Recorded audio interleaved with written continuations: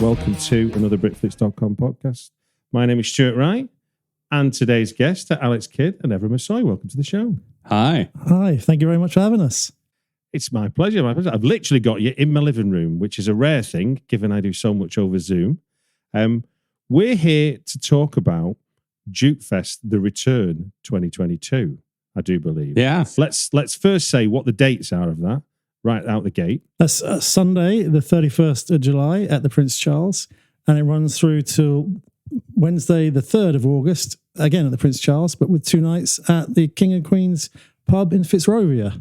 I like that. Neither of us quite knew the dates. It's awkward because the one day is in July. If it was like 1st to the 4th of August, you could just say that, but you have to say Sunday, 31st Okay, of August. no more dates. Let's not confuse people before they start. Let's start with, for those that are not familiar, despite this being a return, with some brief introduction to Duke. Who is Evrim? All right, who's Evrim? So my name is Evrim Ersoy, and I am one of the co-founders of the Duke, and I am a programmer and a film person by trade, and Duke is basically the passion project that I have with this fine man next to me, who shall introduce himself next. Indeed. Who is Alex? I am Alex, and I like it when Evrim does all the talking and does all the presenting and things. I like being in the background, pressing play and coming up with funny ideas and looking for strange trailers and weird old VHS tapes. So I always think of myself as the mystery man, even though I'm probably not. Evrim is really the lead, but I'd be quite happy to be invisible at the nights and just doing my own little thing and getting on with it, even though I'm going to be presenting a lot of this. So I've just contradicted myself straight away. And I will say Alex is also my best friend, so we've been friends for a very long time, even longer than the Duke, I think. Yes, definitely. Who or what is Duke Mitchell? I'll start. So Duke Mitchell is an actor, a filmmaker, and a lounge singer, and he also happens to be the name father of our film club first and now festival.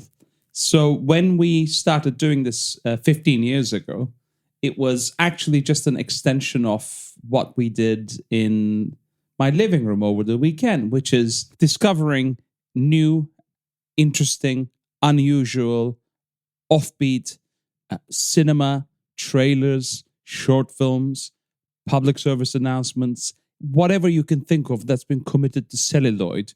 We're interested in it. And I don't know about, you, Stuart, or anyone else out there, but I find it really hard to find people who are interested in just going for a full discovery.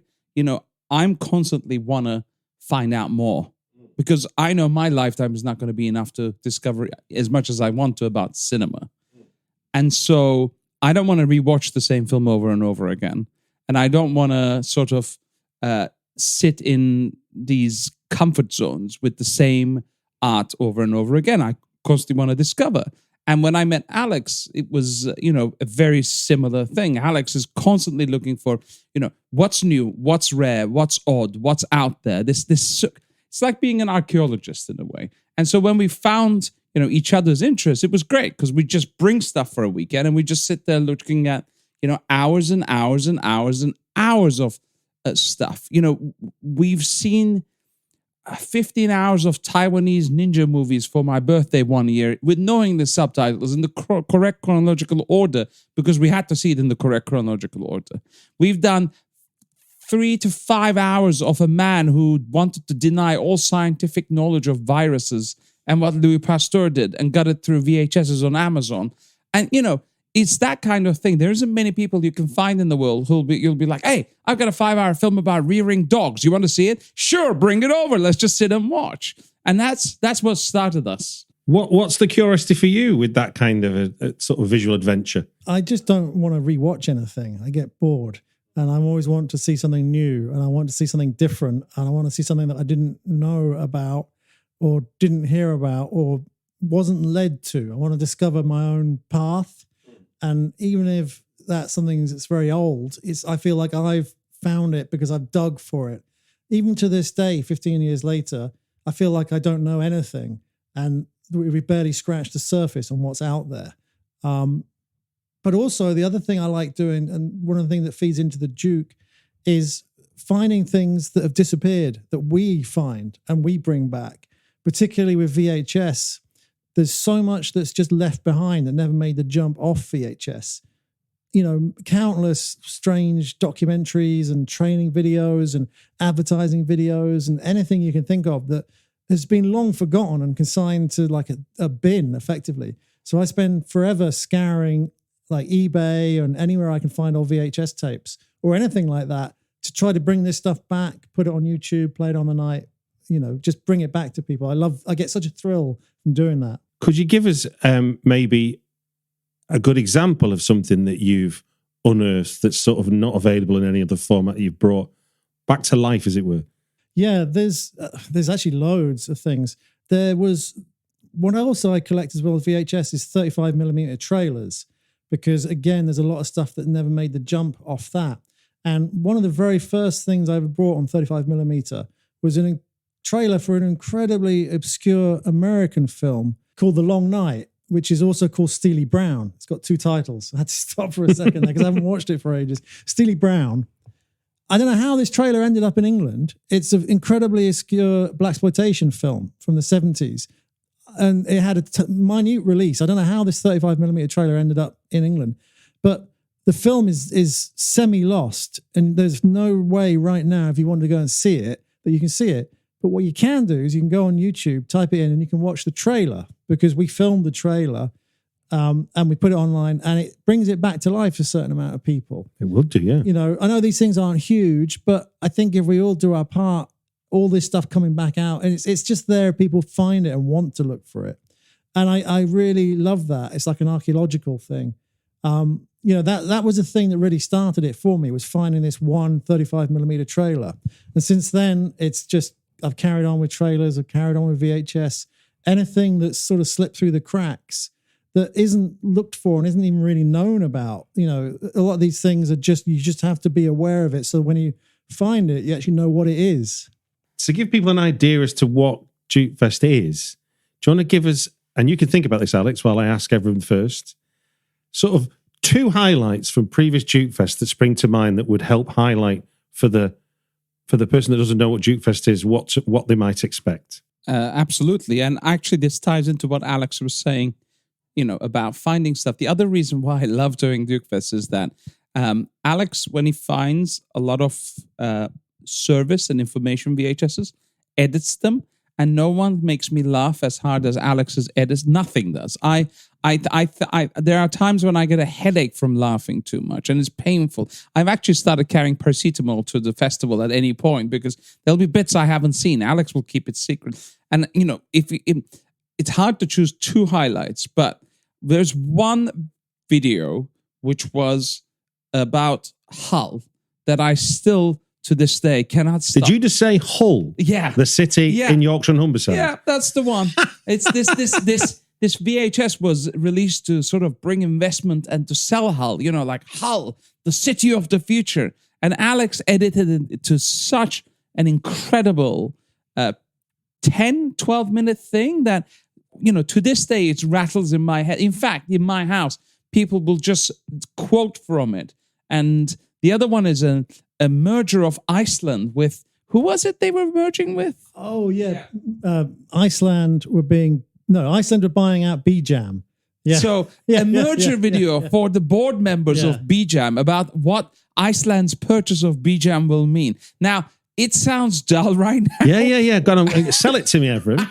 Well, I mean, when Alex edits it, it becomes something else. And, I'm going to cheat here and say there's also a home train collectors, people who make train sets video, which I love so much, because Alex took this video, which is a fairly sort of non-offensive video, and he noticed that the guy, when he visits people's houses, walks just exceptionally and unusually close to everyone, almost like you don't want him there.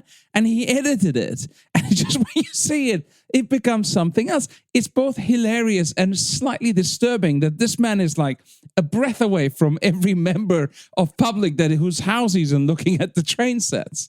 And so that's Duke for me. You know, Duke, it's just irreverent and offbeat, and there is no way you would have encountered any of this. And it's a way to come to, cherish and celebrate all this stuff. Because, one thing I do want to say is we never laugh at anything. It's never any like, this stuff is crap and we're betting for it.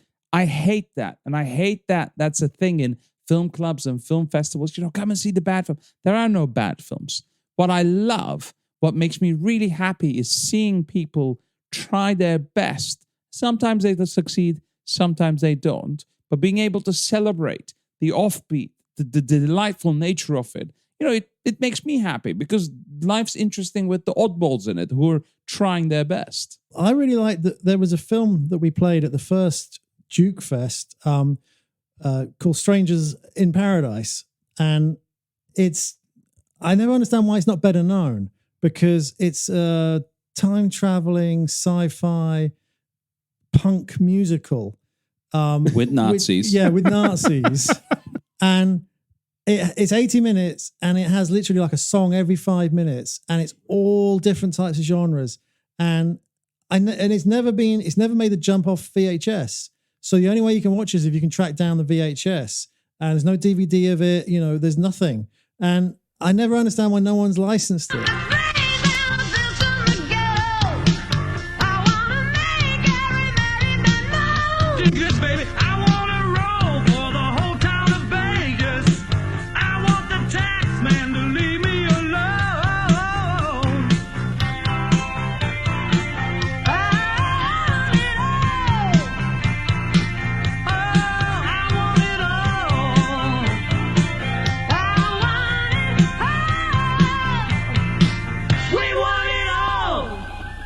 But we found out that Lionsgate in the UK owned the rights to it. So we contacted them and they actually gave us permission officially to show it in the cinema. And I was so pleased to do that. And it was just, and it was just like such a treat to be able to show that. And we had to show it from our VHS because they didn't even have a copy themselves, but we actually got permission. So I really loved that.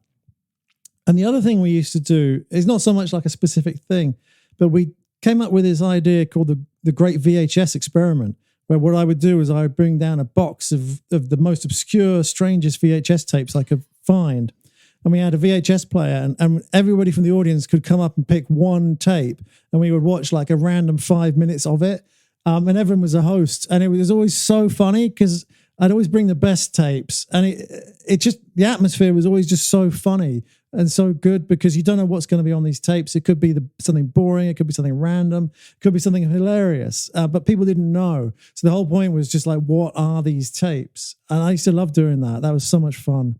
It was really good. I must admit, a memory I've watching, it may have been one of your Fright Fest nights, but that you took part in, but I think it was an Australian safety information video, which was like gorier than any film I'd seen. Safety information videos are my obsession. Okay. And so I always try to play some. There'll be some this year, I think.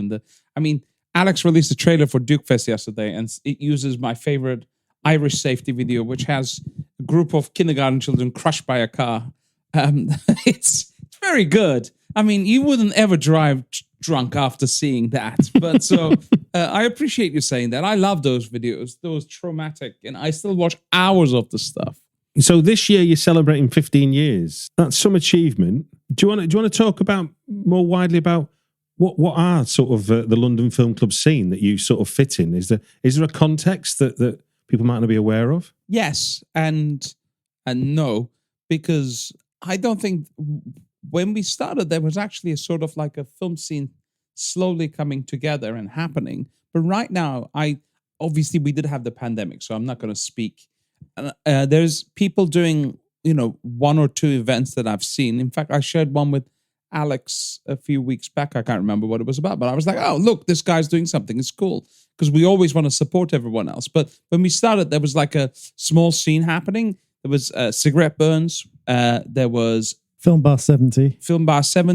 And, we collaborated with a lot of these guys, gals, whoever random. We did stuff. We invited them to host slots. When there was Roxy was a venue They used to do like an all-nighter thing, and all the film clubs would come and do a slot. So the Duke fitted in there because everyone had we all have different obsessions. So it was really, Film Mark 70 did incredible celebrations of films you might know, but with something unique. But they used to do these, like they did an Edwin Fenech edited video, like 30-minute highlight video, which was so good. It makes you go, I'm not going to swear, but bloody hell, I wish I'd done that, because I always think, admiring and being jealous in a positive way is really good, because it sort of pushes you forward to do something. And, Josh would find incredible 16 mils and you'd be like, wow, Cigarette Burns is doing that. That's really cool. Or he'd get to do an event at the Barbican. You'd be like, what a great venue, like this kind of stuff. And, I felt really good that we were somewhere in there. We were like the odd stepchild that no one could quite label, no one could quite understand. What is it that you do? Well, we show random shit, and then it's great, and people sometimes come and sometimes don't come. And but now, it remains to be seen. We moved from a monthly format to this festival once a year because, time and effort and everything. And we'll keep doing it, as long as London people will keep coming out for it, I suppose. Yeah, I mean, the other clubs, it was really great for a time. There were certain people, and there was everyone was really supportive of each other. And I think because no one's making any money in this or anything like that, it's all just done for the love. So people would, everyone would turn up at everyone else's night. I mean, things have changed now. The last 2 years have been, we haven't been able to do anything. So it's really great to be able to come back. But there's always like a really nice supportive element to it, even with people that have just started nights recently. If we find out about it, I'll, retweet about them or send them out. It just tries to foster a sort of really nice environment, which is what I like as well. I think that's really good. Let's get on to DukeFest 2022 then. Opening night is Bloody Oranges. UK premiere. UK premiere, congratulations. What is this film, Evrim? So let me first thank our friends at Anti-Worlds who are releasing the film theatrically sometime this summer. And they're very kindly letting us show it. This film premiered at Cannes 2021, one of the midnight sections. And I'll be honest with you, I wasn't expecting anything great when I sat down to watch it. And I was absolutely blown away. It is truly a transgressive movie. If you like the cinema of John Waters, if you like cinema that pushes back at you, that's what Bloody Oranges is. It starts off as a sort of vicious satire, and somewhere along the way morphs into something graphic and violent and angry and brilliant. And when we started thinking, well, what could we show this year? My first thought was, I want to show Bloody Oranges.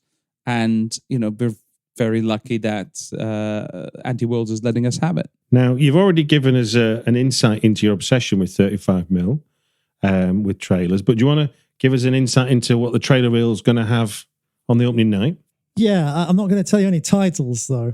What I do, and what I've been doing for the last sort of 2 years to build this up, is I just scour eBay. I don't have any sort of magic contacts or don't know anyone in the business, but I'm quite happy to just go through eBay relentlessly every day, scouring the world for 35mm trailers and looking for the obscurities. I've been doing it so long that when something stands out, I don't have to think too much about, is it available? I know that it's different. This is something that's unique, and I can look into that. So what we've got is about 10 incredibly ultra rare 35mm trailers that are not on YouTube, so you can't see them. They're not on the Blu-rays or DVDs of these films, and they're not on any other trailer compilations, at least as far as I can tell. And some of them are quite well known, you'd be surprised, but there's also some incredible obscurities on there. And I haven't seen any of them because we haven't got anywhere to play 35mm trailers unless we're actually doing a show. So I'm going to be so excited to watch this along with everybody else because I'm going to be seeing them for the first time. So it's a real treat. And I've got to say big thanks to the Prince Charles for really just letting us take over the screen for the night and letting us do whatever we actually want. It's incredibly good of them. So yeah, trailers, you're going to see some stuff you've never even heard of. and I can't wait to see it because I haven't seen them. I do want to say with Prince Charles also, it's so refreshing because we're obviously dealing with their head projectionist, and he's equally excited to see these trailers. He says, "Oh, you're one of the few people who bring in 35mm trailers, and it's always so much fun to see what you guys have." So like everyone's gonna discover it with us and enjoy these trailers. And at this stage, as you're talking about the Prince Charles, I presume people get their tickets directly from the Prince Charles. Yeah, there's a link. We shared it on Twitter. It's on our blog. I will put a link in the show notes. Oh, great. There you go. So you can just buy a ticket. The more people come out and support it, the likelier we are that Prince Charles will let us come back next year. Now let's move on to King and Queen's nights. Alex, Evrim's telling me you won't give much away here. So, Evrim, do you want to try and pester him as to what is in Alex's mystery show? Alex has a mystery show, and he's been putting this together for a while. How much are you willing to give us tonight? Nothing. Oh. Beyond the description of it. Go on. Basically, last year, we were going to do a one-off special event night for a special occasion, and we couldn't do it. Obviously, we couldn't do it. But I'd done a lot of work preparing for this. And up to a certain point, I started to think, this isn't going to happen. So I had done a certain amount of work that I was really happy with, and then we just couldn't do it. And I don't want to not do that. And I don't want to bill what this event is as what that night was, because it'd just be really confusing because it's not that night anymore. So it's a mystery show, but it's very Duke-like in its content. But it's all new stuff. It's all new work. So you're going to see, if you like the Duke, come down because you're just going to like it. And I have sort of sneaked in some other stuff. So it's effectively 2 shows because we realized we got more time on that night. So it's going to make it even more complicated because it's kind of 2 mystery shows because there was another thing I was working on. And I thought, let's just play everything. But I'm not going to say anything more than that. I'm glad you simplified it. Now I get it really easy. One of the things with the Duke is, we were talking about other people's film nights, is the Duke is really, really hard to define what it is. Everything about the Duke is effectively, not intentionally, but effectively anti-commercial. No one knows who Duke Mitchell is, and they don't know what the film club is. And then we don't stick to any one thing. You can't pin us down. So we can't build like an audience that likes this sort of genre because we only do it once and then we'll jump to like musicals and then we'll jump to documentaries and then we'll show VHS tapes and then we won't even tell you. We've done loads of mystery nights. And so the Duke is like a acquired taste.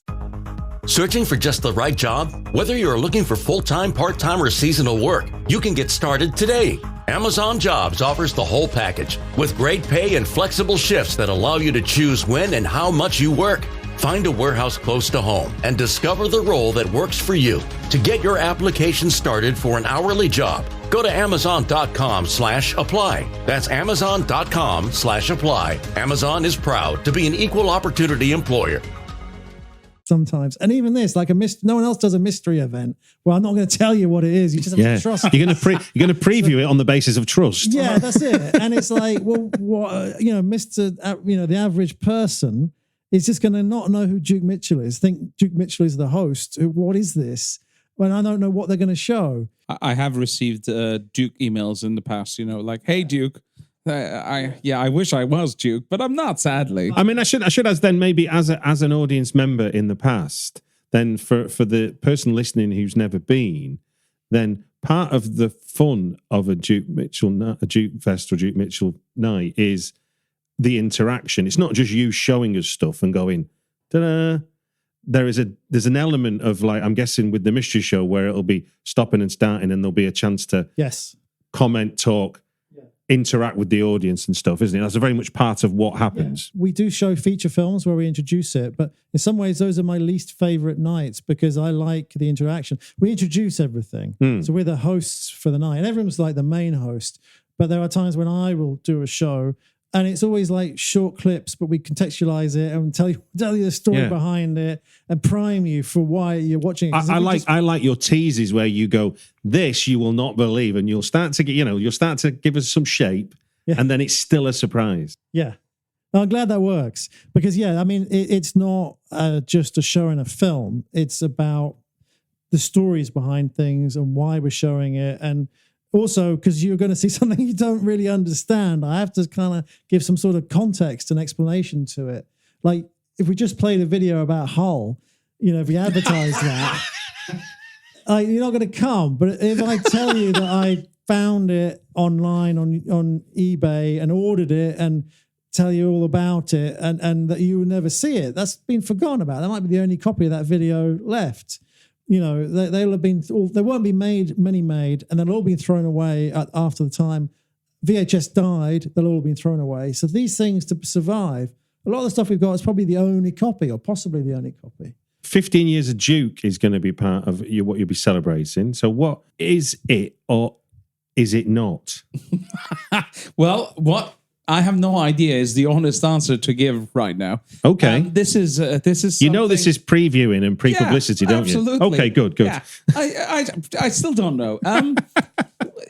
This came as an idea from Alex that it'd be fun for me to do an oral, visual, sort of audio history of 15 years of Duke.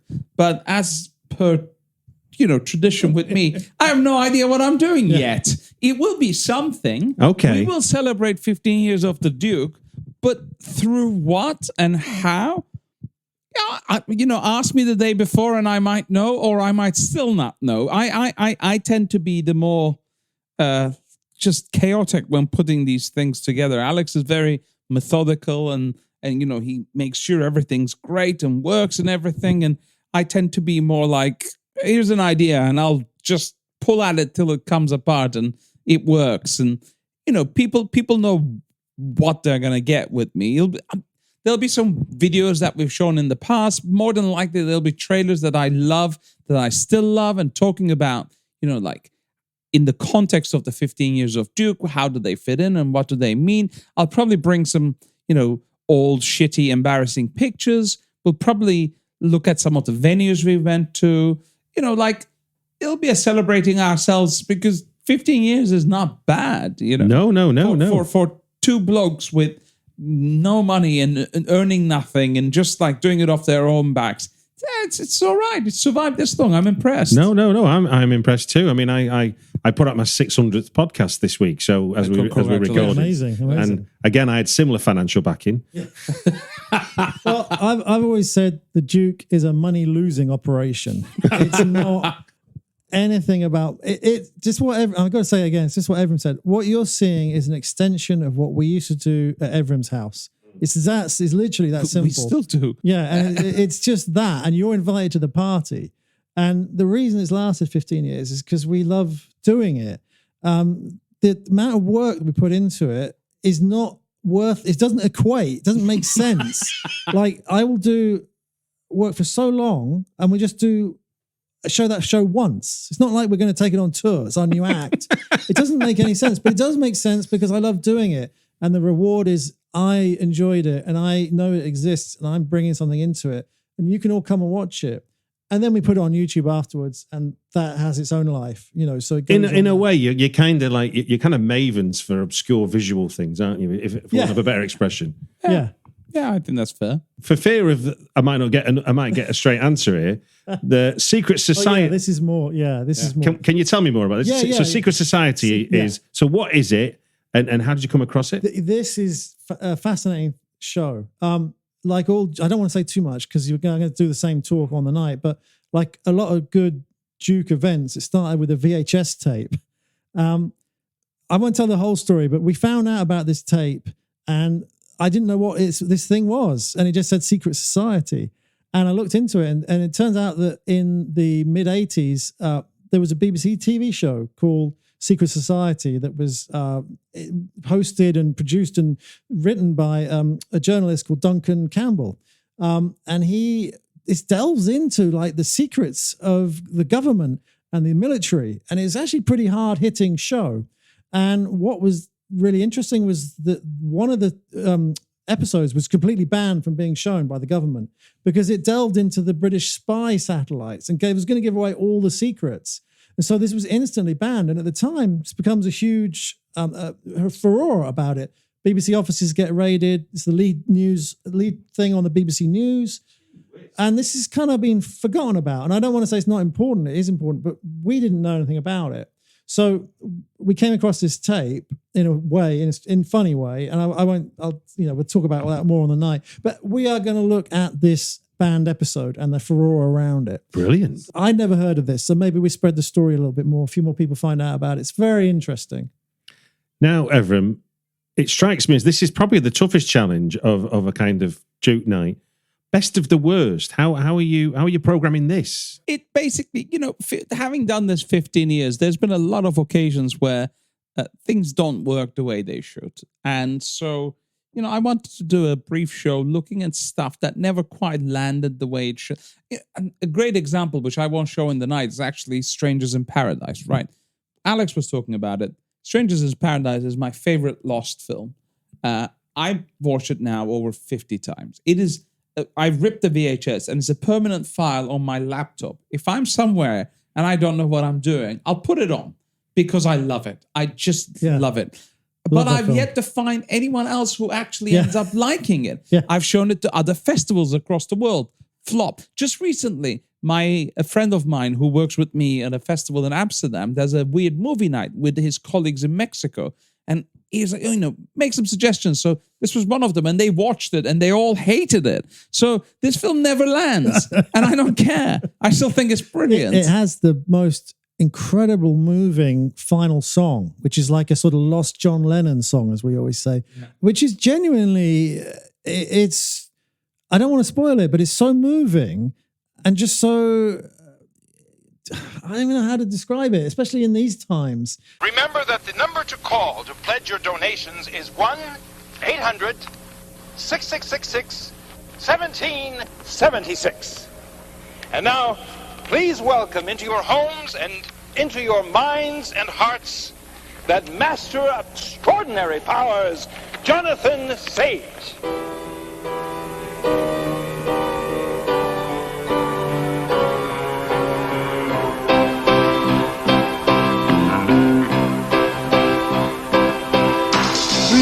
And let your mind soar, release your inner fears. You got the power, you got the power. The ancient priests await you, their oracles are clear. You'll find the answer, you'll find the answer. The phoenix and the... that film grows on me more as time goes by, but the end song is just, I can listen to it over and over and over and over again. It's just incredible. I love that film. I don't understand how anyone who likes cult films doesn't get it. I guess that's why it's a cult film, because people don't like it. But we like it. I mean, Nicole never liked it. She was going to show it at her festival. Nicole's my partner and also another programmer in her own right, and she has this great festival in Boston. And I was like, you should show this. It's another anniversary. And she was like, no one really likes it on the team. I was like, you're all wrong. You're wrong. So, best of the worst is celebrating all the wrong things that we love because they're right and the audience is wrong. So, So when you think about how to ascertain the temperature of an audience, you really don't give a shit, do you? Well, I mean, I do. I don't want to purposefully agitate an audience. But if something doesn't land, I'm also not going to apologize for it. Got you. The shows are long and there's a lot of time. And if you don't like something, don't worry. There's something else coming in less than 15 minutes. I think this is a staple of Duke, isn't it? New York TV Archive. I think I've seen elements you've shown before. Yeah. Well, okay. This is part 2 of the New York Archive. We did part 1 in 2019. We haven't been able to do anything. Since then. Okay. And I'm going to explain what it is. Several years ago, 100 VHS tapes were discovered, not by us, and they were the most incredible recordings from New York public access TV you'll ever see. The person that originally recorded these had the best taste you'll ever find. He recorded stuff that he liked, and he liked the strangest things you'll ever see. So you're saying somebody who's recorded off television, public access television, it's their own private VHS collection. Amazing. Yeah. Carry on. And this person lived in Manhattan, and through the late 80s into the mid 90s, they apparently would just keep a blank VHS tape in their VCR, And as soon as anything interesting came on public access, just hit record. So these aren't random recordings of just TV of a night. These are effectively already curated. Because there were certain shows that he would always record. And if obviously anything interesting or offbeat came on, this person would record them. Now, the thing is, we don't know who this person is. We know the person who got the tapes, and they digitize them, and we have DVD copies of all 100 tapes. It's 300 hours of recordings. Now, initially, when I started to dig through this, I was going to do the whole thing as one show, but there's just too much good stuff. Literally every tape has something amazing in it. And I started to realize this doesn't work as one show. There's enough just in the stuff I've done already. So that's when we decided to do 100 hours per show. So the first show back in 2019 was the first 100 hours. It's the best 60 minutes of that 100 hours. I watched all of that and I boiled it down so you can just see the best stuff. And I introduce it and I give you context about what you're going to see, why it's interesting. And then, but what he's recorded, what was on public access then is just wild. There's no filter. So all right. So I know you would tell us too much, but just because there's no context, because if you give us just the title of what the act is or what the performance is, it'll be meaningless to who doesn't know it. Well, but just to point out how outlandish it is, what's an example that's going to be in your show this show? This year? The second show is the second 100 hours, so it's hour 100 through to 200, and there was some staples that this person obviously really loved because of some stuff that turns up again. So one of the things that played incredibly well last time was there is a phone-in show called G Street Live, which is introduced by 5 tough New Yorker guys who all look like they're extras from a Martin Scorsese movie. And they just sit in the really cheap looking like public access studio with a phone in front of them, and you can ring in. And every crazy person that's in New York rings in. So it's just like people ringing up to insult them, to swear at them, to threaten them, to argue with them, to just wind them up. And they give it back as good as they get. So it's just this absolute, just incredible show. Swearing, just like anything's going on. And it's just so entertaining. But then there's also the opposite is, YouTube now is obviously gigantic and people want to be in front of a camera, social medias like that. Public access allowed you to do that before all of that. So there's also a lot of shows that would effectively fit into YouTube now. And one of them is a show called My Craft Show, which is presented by a man called Mark Heskin, who lived in Manhattan. And he wanted desperately to be in show business. And he was he had small parts in sitcoms and soap operas and things like that. But he had his own public access show that documented his day-to-day life in Manhattan and going out of town. And it's just this wonderful snapshot of 80s New York and of this man trying to struggle and try to get parts and try to sort of just, I don't know. It's just his following around, cycling in Central Park, all these sort of things and all the other things he does. But all this stuff is effectively lost. It's on public access. So a lot of these recordings are probably the only recordings. So you're going to see some stuff that you just don't see anywhere. Anything you're looking forward to in that regard? God, yeah, there's a lot. There are no names for these things, and I don't want to spoil anything, but there's a few shows that keep coming up and repeating. I can tell you, through the New York tapes, there's a show called Stairway to Stardom, which is a talent show that was on New York Public Access TV. And it's officially my favorite TV show of all time, reality TV show.